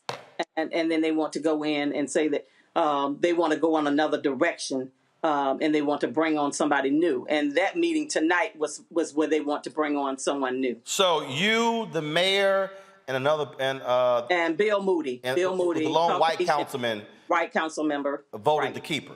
Voted to keep her. Now, because they've been doing a job. Now, how long was her contract? And y'all got to pay it off now? What's the deal? Well, yeah, now they got to pay her out because they fired her without cause. And how many years was the contract?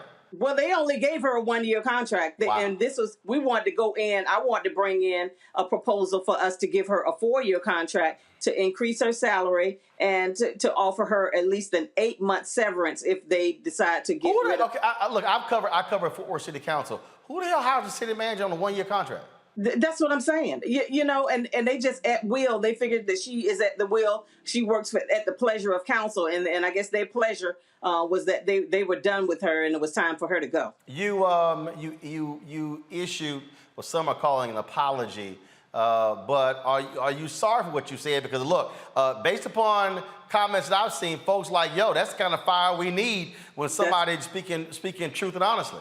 Exactly. And the people who I apologized to was the people who were offended by the MF word that I used, but I was not apologizing for the content that I gave. I don't think Sam Jackson or Jennifer Lewis probably have a problem with it. Yes, absolutely. I think I learned it from some of my colleagues and such as them.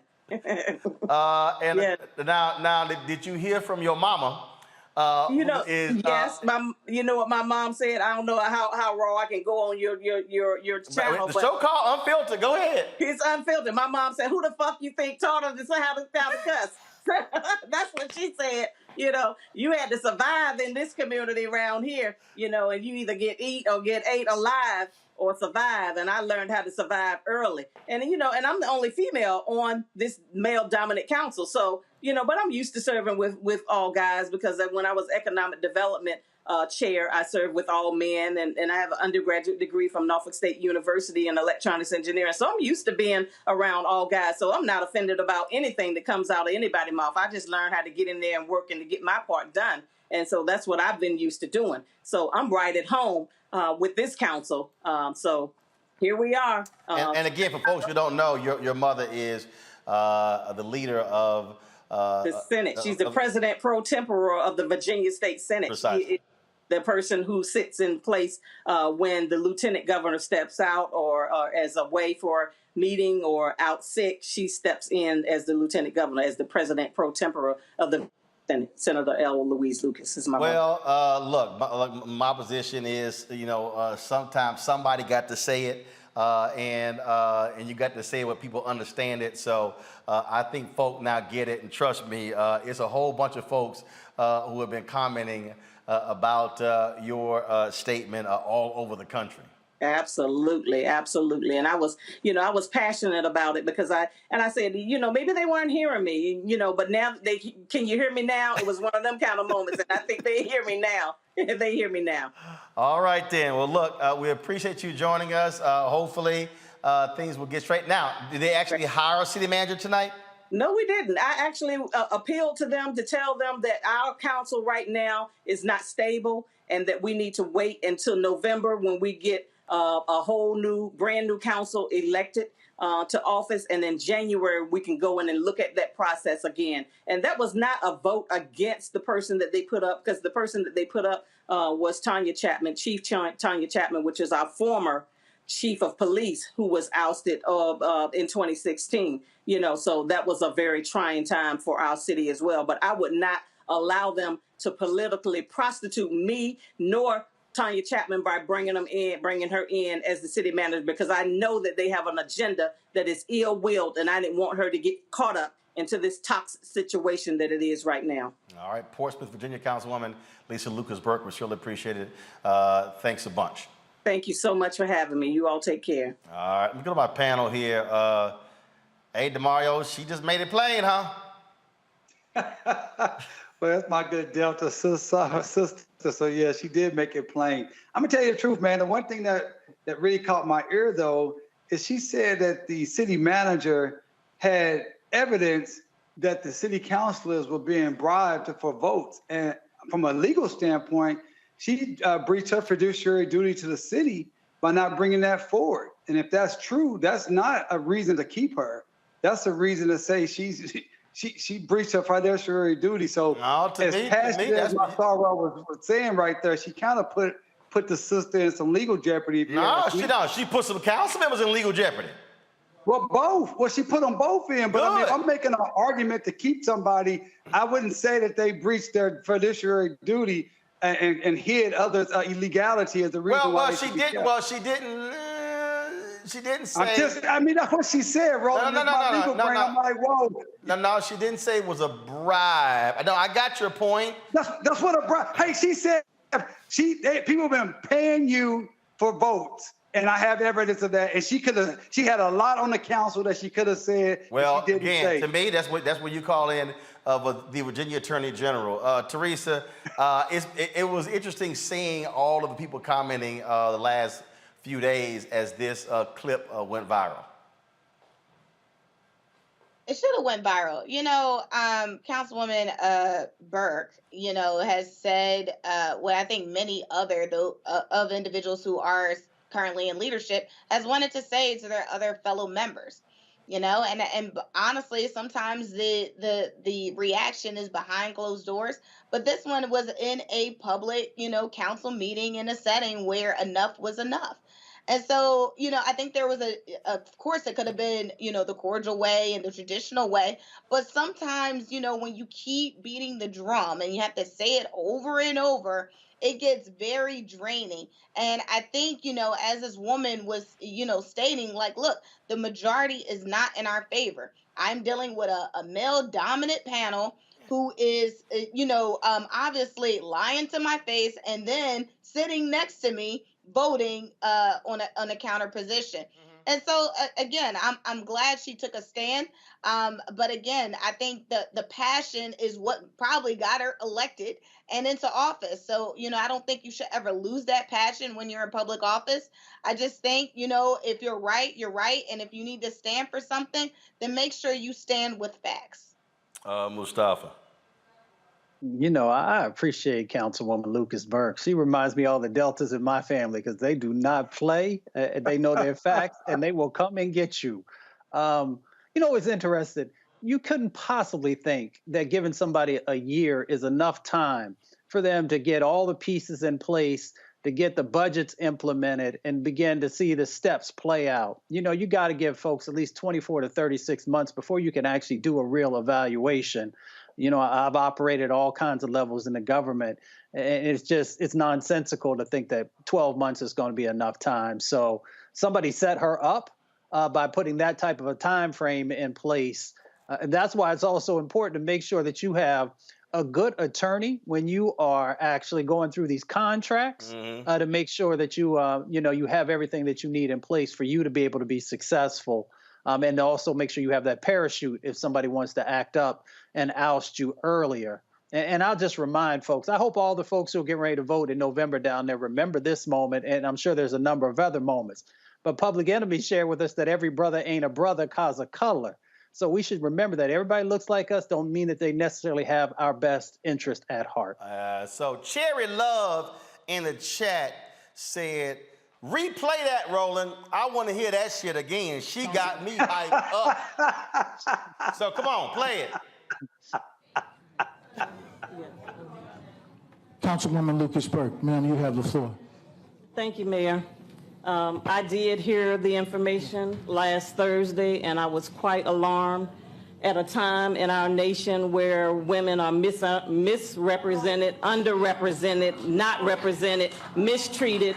This is egregious for this male-dominant council to make this decision today.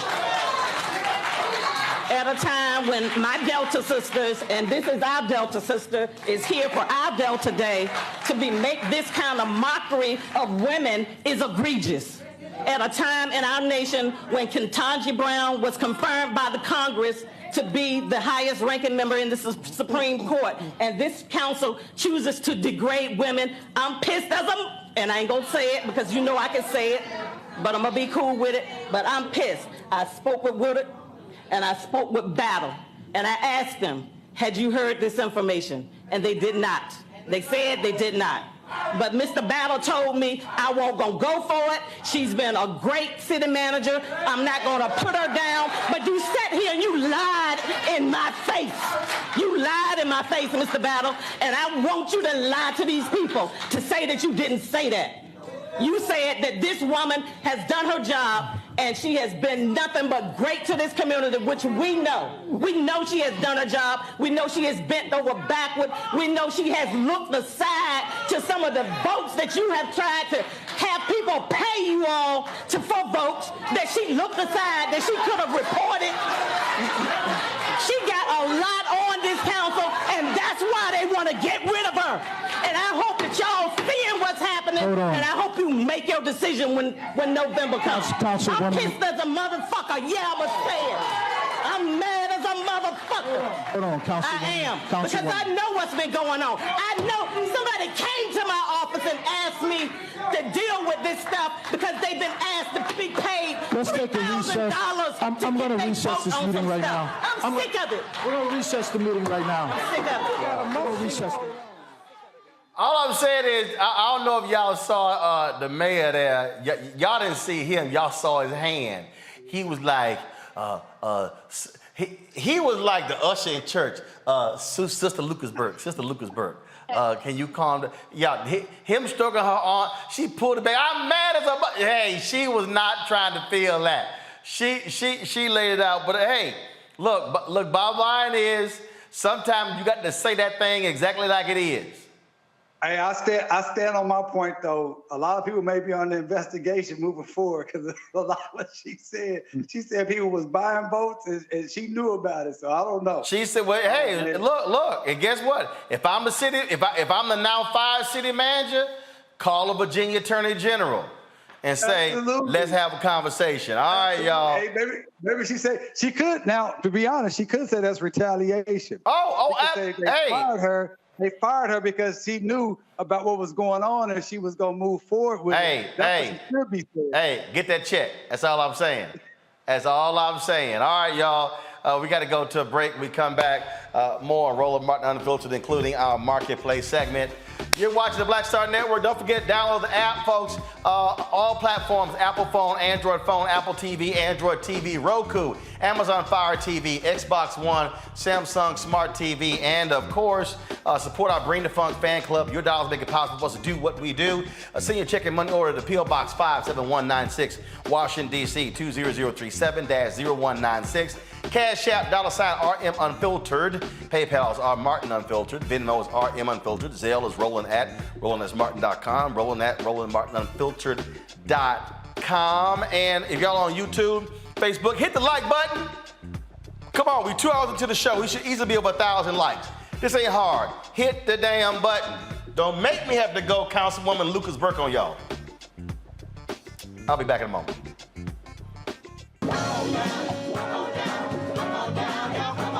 Welcome you to the launch of the Mass Poor People's Low Wage Assembly and Moral March on Washington, D.C., June 18, 2022. We are a new, unsettling force, and we are powerful, new, unsettling force, and we're here. We're rising up to demonstrate the compelling power that we, poor and low-income people, have to reconstruct society from the bottom up. And we need to do it with the loudest voices possible, the biggest actions possible. Because we know that there is no scarcity in this land. The only scarcity is the moral will to do what's right. Hold on, just a little while longer. We are those with sub-minimum wage jobs who can't afford sky-high rent. People with disabilities are the fastest growing minority group. It's crazy to me that in 2021, it's still legal for workplaces to pay a sub-minimum wage to people with disabilities. There are still so much trial and tribulations that we go through as Indigenous people. We can't get a decent wage to sustain ourselves, nor can we get adequate housing. Veterans across this nation say enough is enough. We can't pat essential workers on the back on one day and then cut their health care the next day.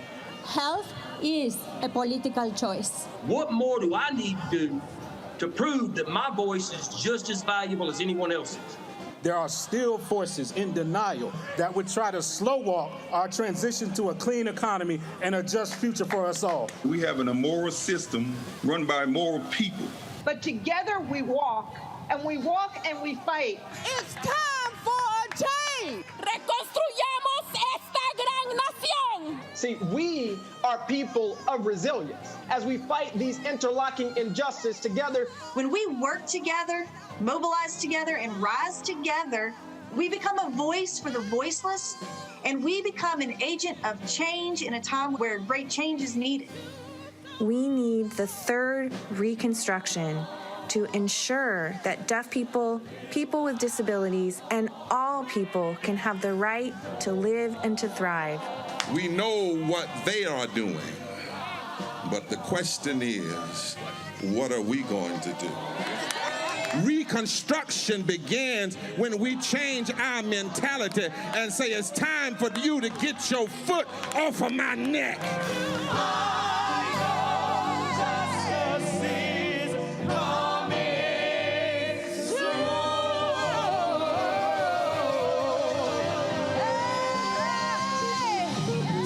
Hi, this is Cheryl Lee Ralph. Hello, everyone. It's Kiara Sheard. Hey, I'm Taj. I'm Coco. And I'm Lily. And we're SWV. What's up, y'all? It's Ryan Destiny, and you're watching Roland Martin Unfiltered.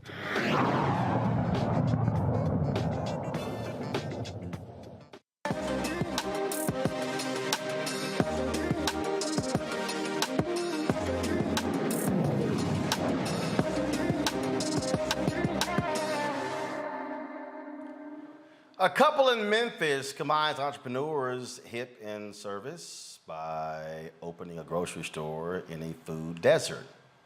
Black Lives Grocery opened its doors earlier this year and caters to residents in an area that lacks healthy food options. BL Grocery owner Jarrell Spencer joins us now from Memphis, Tennessee. How you doing, Doc? Hey, how you doing, Roland? So exactly where did the idea come from?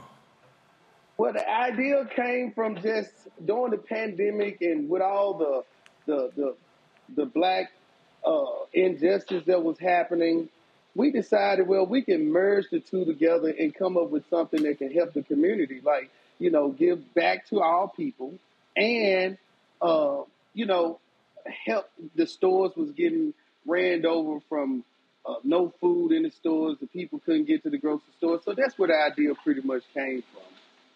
All right, so how large is the grocery store, and do you have meats, fruits and vegetables? You know, what all do you have? Yeah, we have meats, fruits and vegetables. It's a small store, but it's enough to supply this community.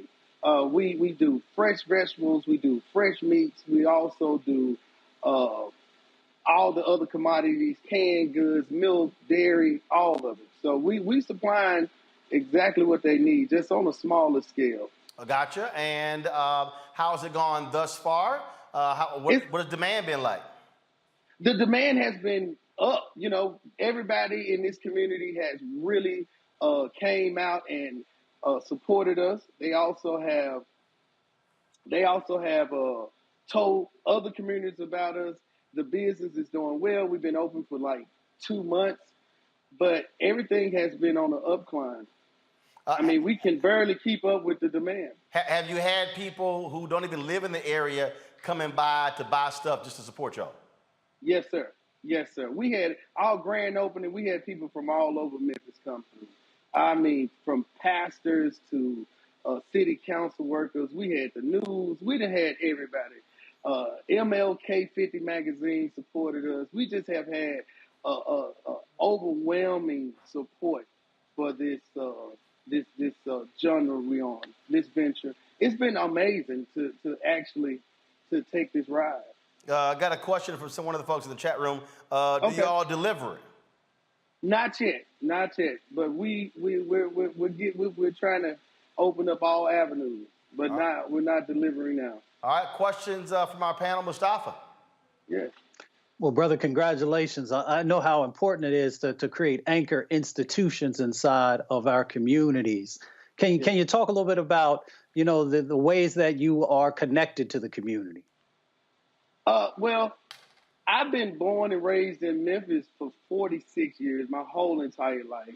I love the city. I love the town. My entire family just been here for generations, so I'm tied heavily into it. I went to Carver High School in Memphis, Tennessee, which is right a little south of downtown Memphis. It's old school, been here for the longest. and I'm just connected kind of fairly well. Yes. All right, then. Well, first of all, tell folks where it's located in Memphis, if someone's there, or they look into actually come to the city. Yeah, well, it's located at 1464 Valls Road, Memphis, Tennessee, 38106. It's right behind Hamilton High School off of Elvis Presley Boulevard. It's not you can't miss us. You can reach us at through our Facebook. We BL Grocery. We're on Facebook. You can also shout me out, Jarrell Spencer, on Facebook, and Ursula Martin on Facebook also. All right. Yes, sir. Well, Jarrell, certainly congratulations on opening this grocery store. And next time we're in Memphis, we'll be sure to stop by. Man, please do, Mr. Martin. Thank you for having me. I appreciate it. Thanks a bunch. All right, folks, some sad news. NFL star cornerback Jeff Gladney has died in a car crash in Dallas. The Cardinals and Gladney's agent confirmed his passing. Gladney played at TCU, was a 2020 first-round draft pick of the Minnesota Vikings. He was released before the 2021 season after being charged with assaulting a woman. In March, the Cardinals signed Gladney after he was found not guilty in Dallas County. He participated in team drills last week. The Cardinals say they're devastated to learn about Gladney's death. Jeff Gladney, folks, was just 25 years old. And so we certainly, the thoughts and prayers certainly go out to his family as well as those two particular teams as well, folks. That is it for today's show. Let me thank Mustafa. Let me thank Demario. Let me thank Teresa as well for joining us. We certainly appreciate it. Thank you so very much. Folks, tomorrow's show, we've got some great stuff lined up for you, including what we got. Y'all know we got a crazy Karen. Yep, got a crazy white people for y'all tomorrow. You certainly don't want to miss that because it's gonna be a trip when y'all actually see it. All right, y'all. Hey, we got our fourth intern. Come on, man. Come on, dog. You gotta move. Doc, you got to move. When I call you, you got to move. All right, how you doing? I'm good. How are you? Y'all get Caden? Yes, I am. All right, Caden Smith, where you from? I'm from Bridgeport, Connecticut. All right, what school? Howard University. Howard University. All right, turn around, man. You're on TV. Turn around, right there. All right, y'all. So Caden's our fourth intern. He's a student at Howard University. You need a pocket square with that, man. You're gonna wear blazing. And plus, you ain't got to wear blazing here, but you all dressed up and everything. All right, then. So look, we're gonna have our interns in here for 10 weeks. We're putting them to work, and so that's how we go. So first lesson: when I call, move quickly. Cool. Back to the control room. All right, thanks a bunch. All right, y'all, that's it. I'm going to see y'all tomorrow right here on Roland Martin Unfiltered on the Black Star Network. Holla!